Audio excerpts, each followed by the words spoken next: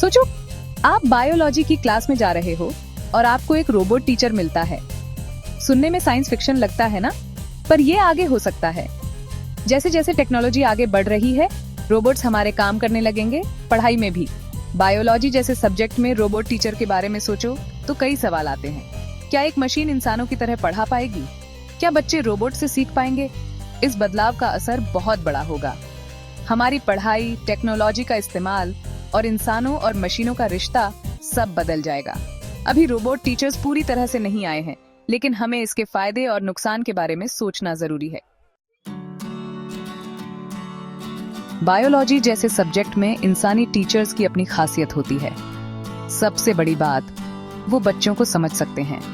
उनकी मुश्किलें, उनकी खुशियां सब समझते हैं। उन्हें हौसला देते हैं, जो एक मशीन नहीं कर सकती। इंसानी टीचर्स बदलते हालात में ढल भी सकते हैं। हर बच्चे को समझा सकते हैं। अगर कोई बात समझ नहीं आती तो नए तरीके से समझाते हैं, जैसे असल जिंदगी के उदाहरण देकर। इंसानी टीचर्स बच्चों को पढ़ाई के अलावा और भी बहुत कुछ सिखाते हैं। सोचने की ताकत, नई चीजें जानने की इच्छा, ये सब वो सिखाते हैं जो किताबों में नहीं मिलता। ये बच्चों के लिए बहुत जरूरी है। यही खासियत है इंसानी टीचर्स की, जो रोबोट्स में शायद ना मिले। इंसानी टीचर्स अच्छे हैं, लेकिन रोबोट टीचर्स के भी कुछ फायदे हैं। वे नई तकनीक का उपयोग करके पढ़ाई को और भी रोचक बना सकते हैं। सबसे बड़ा फायदा, उनके पास बहुत सारी जानकारी होती है।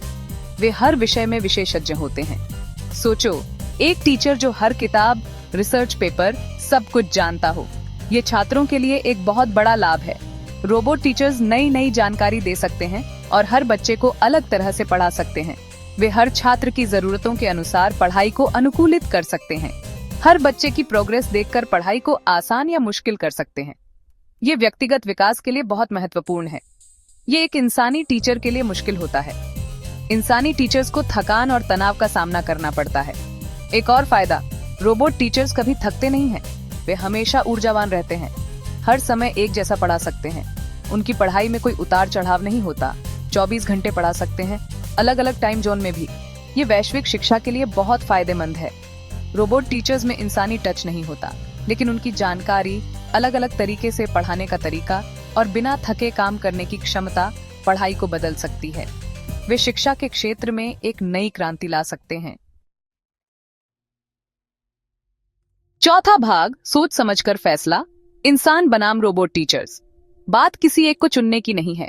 ये एक जटिल सवाल है। बात है दोनों की खासियत और कमजोरी समझने की। इंसानी टीचर्स और रोबोट टीचर्स दोनों के अपने अपने फायदे हैं। इंसानी टीचर्स बच्चों को समझते हैं, बदलते हालात में ढल सकते हैं और बच्चों को आगे बढ़ने में मदद करते हैं। वे बच्चों के साथ भावनात्मक जुड़ाव भी बना सकते हैं। रोबोट टीचर्स के पास बहुत जानकारी होती है, अलग अलग तरीके से पढ़ा सकते हैं और कभी थकते नहीं हैं। वे हर समय उपलब्ध रहते हैं और डेटा का विश्लेषण कर सकते हैं। शायद सबसे अच्छा तरीका है दोनों को साथ मिलाकर काम करना। यह एक संतुलित दृष्टिकोण हो सकता है। सोचो, एक क्लास जहां इंसानी टीचर बच्चों से बात करे, उन्हें सोचने पर मजबूर करे और पढ़ाई में रुचि जगाए। ये बच्चों के लिए एक प्रेरणादायक माहौल हो सकता है। और रोबोट असिस्टेंट हर बच्चे को अलग से पढ़ाए, टेस्ट ले और हमेशा मदद के लिए तैयार रहे। ये व्यक्तिगत ध्यान देने में मदद कर सकता है। इस तरह दोनों की खूबियों का इस्तेमाल हो सकता है। यह एक समग्र शिक्षा अनुभव प्रदान कर सकता है। जरूरी है सही बैलेंस बनाना, ताकि टेक्नोलॉजी इंसानी टीचर्स की जगह ना ले, बल्कि उनकी मदद करे। यह एक सहयोगी दृष्टिकोण हो सकता है। आखिरकार, पढ़ाई सिर्फ जानकारी देना नहीं है, बल्कि बच्चों को आगे बढ़ने के लिए तैयार करना है। यह उन्हें जीवन के लिए तैयार करने का एक तरीका है। पांचवा भाग, आगे की पढ़ाई मिलकर आगे बढ़ने का तरीका। जैसे जैसे टेक्नोलॉजी आगे बढ़ रही है, एक बात साफ है, आगे की पढ़ाई मिलकर होगी। यह केवल एक व्यक्ति का काम नहीं होगा, बल्कि एक सामूहिक प्रयास होगा। बात रोबोट्स को टीचर्स की जगह लाने की नहीं है, बल्कि टेक्नोलॉजी का इस्तेमाल करके पढ़ाई को बेहतर बनाने की है। यह एक ऐसा माध्यम है जिससे हम शिक्षा को और अधिक प्रभावी बना सकते हैं। हमें देखना होगा कि रोबोट कैसे इंसानी टीचर्स की मदद कर सकते हैं, ताकि टीचर्स बच्चों को सोचने, नई चीजें बनाने और लोगों से मिलने जुलने के गुण सिखा सकें, जो आज की दुनिया में बहुत जरूरी हैं। यह एक नई दिशा है जिसमें हम सभी को मिलकर काम करना होगा। आगे की पढ़ाई में इंसान और टेक्नोलॉजी दोनों का साथ होगा। यह एक संतुलन होगा जो शिक्षा को और भी समृद्ध बनाएगा।